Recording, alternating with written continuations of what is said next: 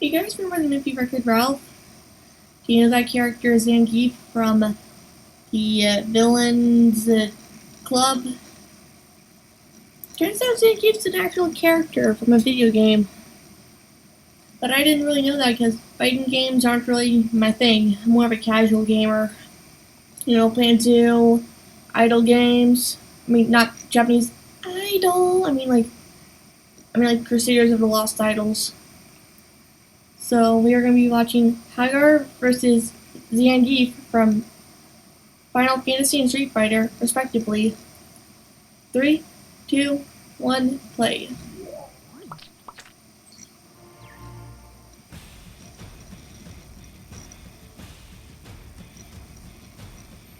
Capcom has produced hundreds of deadly warriors, but few can best these two hulking leviathans. Haggar, the mayor-elect of Whoop-Ass, and Zangief, Russia's Red Cyclone. These two wrestlers have never met in person, but their rivalry is legendary, and it's about time they duked it out. I'm Wizard, and he's Boomstick, and it's our job to analyze their weapons, armor, and skills to find out who would win a death battle.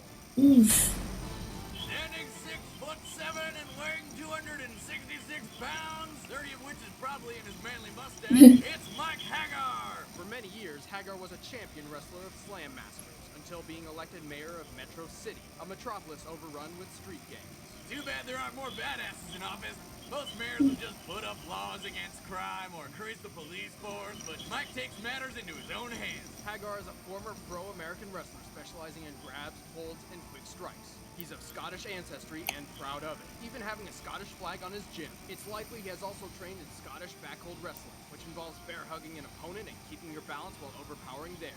Haggar's got a devastating moveset ranging from suplexes, body splashes, and his own invention, spinning clothesline double lariat, which Zangief stole for his own use. To even the score, Haggar copied Deep's spinning pile driver. When Haggar isn't overpowering people with his pure manliness, his weapon of choice is a blunt pipe. Hey, he's a mayor that kicks ass and recycles. Even after his victorious election, Haggar continued his rigorous training. By pile-driving sharks! Haggar wrestles bull sharks, one of the deadliest sharks on Earth. These can grow up to 11 feet long and weigh up to 500 pounds. Wrestling these proves Haggar's proficiency in the Scottish backhole, as he keeps his balance against the thrashing sharks until he can pile-drive them into the beach. Next job movie needs more Haggar. Bull sharks can actually swim in fresh water. Undoubtedly forced to prioritize politics over training. It's likely he didn't have much time to learn new techniques or train against many other wrestlers. As a result, he uses moves and skills from an older era. They seem to work pretty damn well. He certainly hasn't lost his touch. Mike Haggar, the candidate who puts people first. Zangief stands 7 feet tall at 350 pounds, weighing in as one of the strongest. Holy crap, that means Wreck-It Ralph is taller than him. Testament to his manliness. Check out that wicked shin hair. Zangief is a champion wrestler in Russia, using push and pull techniques to throw his opponents off balance. He also specializes in Sambo, a combination of wrestling and martial arts. He's not skilled in leg locks and chokeholds, but his grappling, submissions, and groundwork are second to none. Zangief's best moves include his double lariat, atomic suplex, flying powerbomb, and a wicked backhand called the Vanishing Flat, a move Zangief learned specifically to counter projectiles.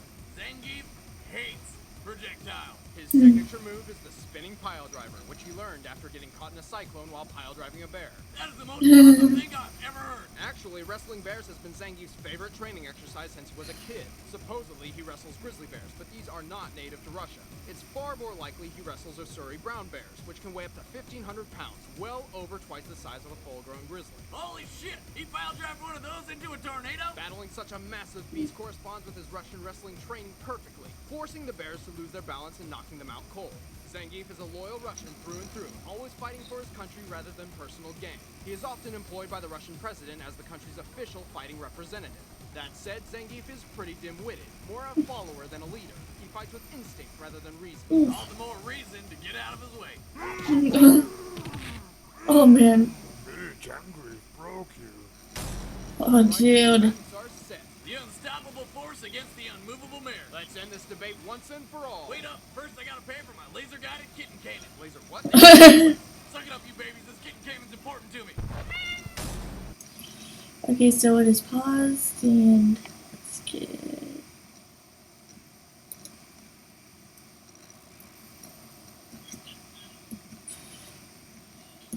Okay, and I think Zangief might win. 3, 2, 1, play.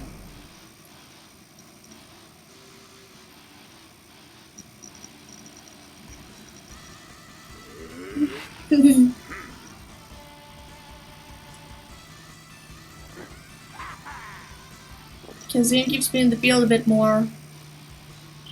Fight.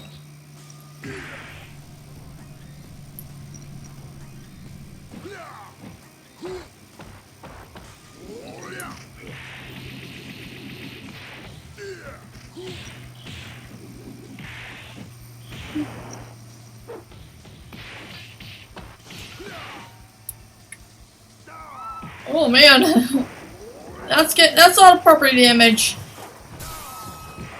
Where's Fixed Felix when you need him?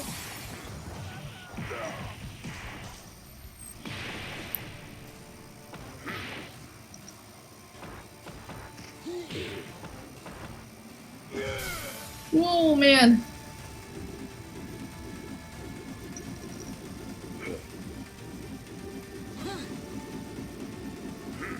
Either way, they're both fucked.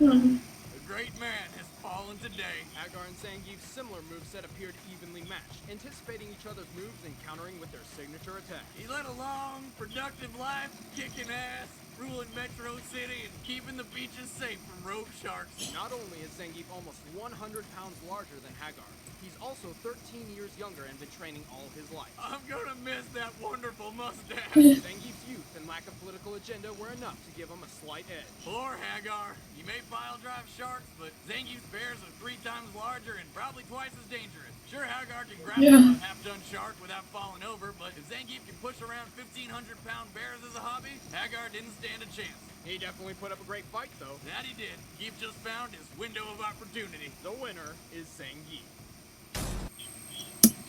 Okay, so I think bears are more dangerous than sharks because we're on land more often than we're in the water. See you guys in the next death battle.